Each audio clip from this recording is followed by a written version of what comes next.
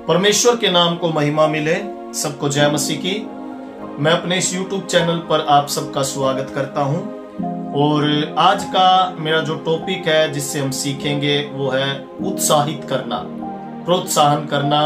जब प्रभु यीशु मसीह इस दुनिया में था उसने 3.5 साल तक सेवा की और इन 3.5 सालों में उसने केवल रोगियों को चंगा ही नहीं किया बल्कि उनको उत्साहित भी किया, उनको जो है प्रोत्साहित भी किया।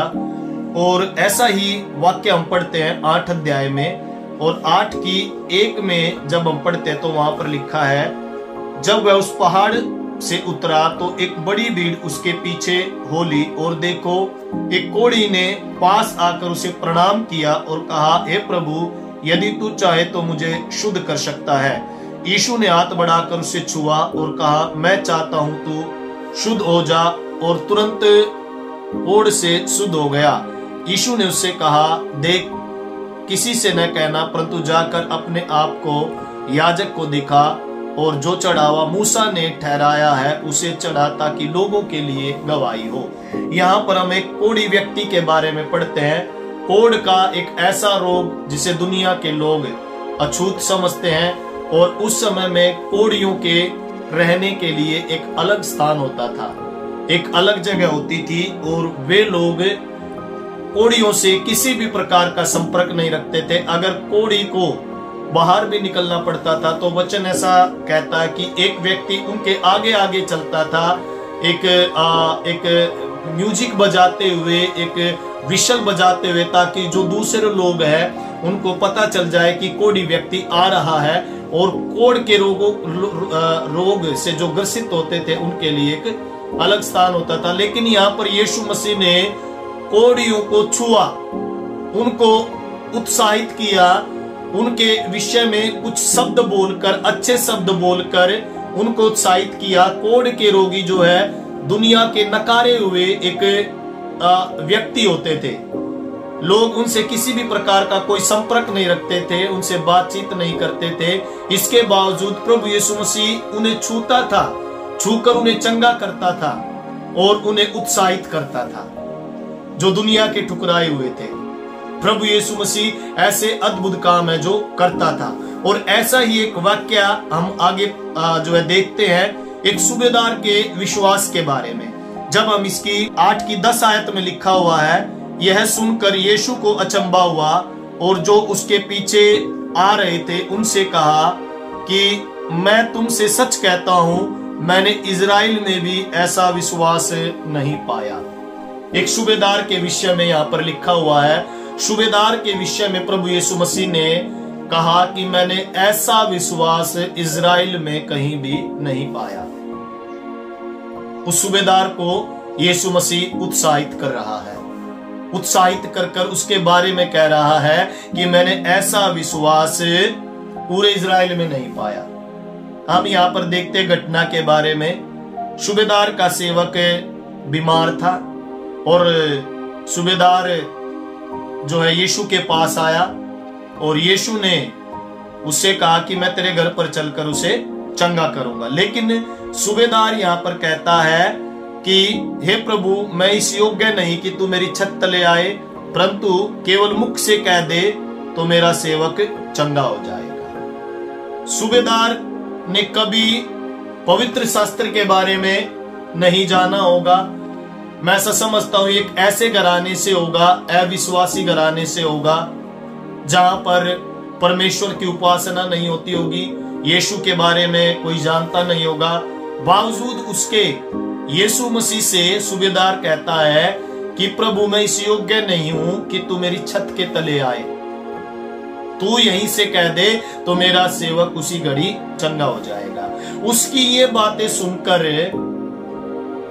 इतनी नम्रता हम यहाँ पर सूबेदार के अंदर देखते हैं। विश्वास के साथ साथ मेरे प्रियो हमारे जीवन में नम्रता और दीनता भी होनी चाहिए। सूबेदार ने विश्वास किया, अपनी नम्रता और दीनता यीशु मसीह के सामने प्रकट की और कह रहा है कि प्रभु, मैं इस योग्य नहीं कि तू मेरी छत के तले आए, तू यहीं से बोल दे तो मेरा सेवक उसी घड़ी, मेरा सेवक जो है चंगा हो जाएगा।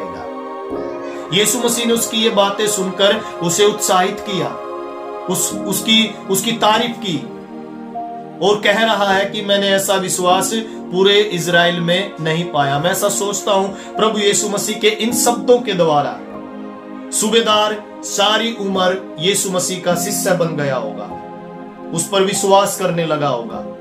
आज हमारे मुख से निकलते हुए शब्द किसी को उत्साहित कर सकते हैं, किसी को प्रोत्साहित कर सकते हैं। इसलिए हमें जैसे प्रभु यीशु मसीह दूसरों को उत्साहित करता था, हमें भी अपने शब्दों के द्वारा दूसरों को उत्साहित करना है। उसके विषय में हम परमेश्वर का एक और वचन पढ़ेंगे, मत्ती की किताब उसका 16 अध्याय और 17 आयत। मत्ती 16 की 17 हम एक बार देखेंगे। मत्ती की 16 अध्याय और 17 में यीशु ने उसको उत्तर दिया, हे शमौन योना के पुत्र, तू धन्य है, क्योंकि मांस और लहू ने नहीं परंतु मेरे पिता ने जो स्वर्ग में है यह बात तुझ पर प्रकट की। यहां पर उत्साहित कर रहा है पतरस को। हम जानते हैं पतरस के अंदर कोई खूबी नहीं थी, पतरस के अंदर कोई ऐसी बात नहीं थी, लेकिन यीशु मसीह उसको उत्साहित कर रहा है अपने शब्दों के द्वारा और कह रहा है, हे शमौन योना के पुत्र, तू धन्य है।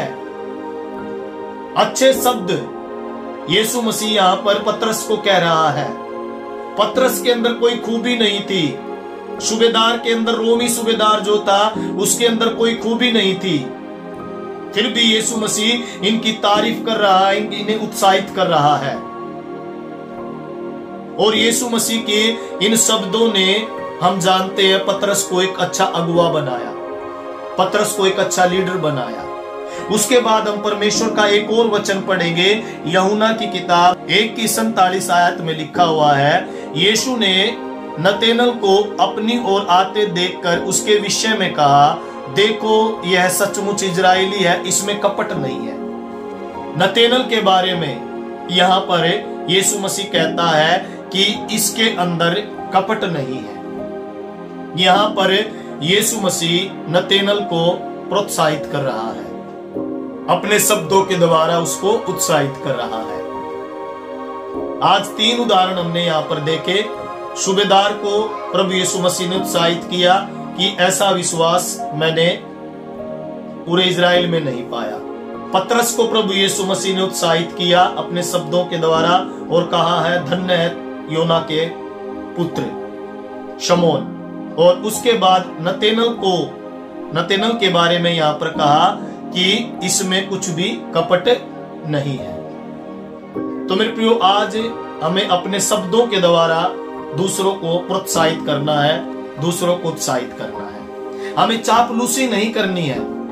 कई लोग होते हैं चापलूसी करते हैं, चापलूसी कर कर उनको चढ़ाते हैं। नहीं, चापलूसी करना शैतान का काम है, प्रोत्साहित करना, उत्साहित करना प्रभु यीशु मसीह का काम है। इसलिए हमें चापलूस नहीं बनना है, हमें उत्साहित करने वाला बनना है, हमें उनकी तारीफ करना है ताकि वो अपने जीवन में आशीष पाए, हमारे शब्दों के द्वारा वो बढ़े। तो मैं अपने संदेश के द्वारा आज आप लोगों को यही कहना चाहूंगा कि हमें एक दूसरे की तारीफ करनी है, हमें एक दूसरे को उत्साहित करना है।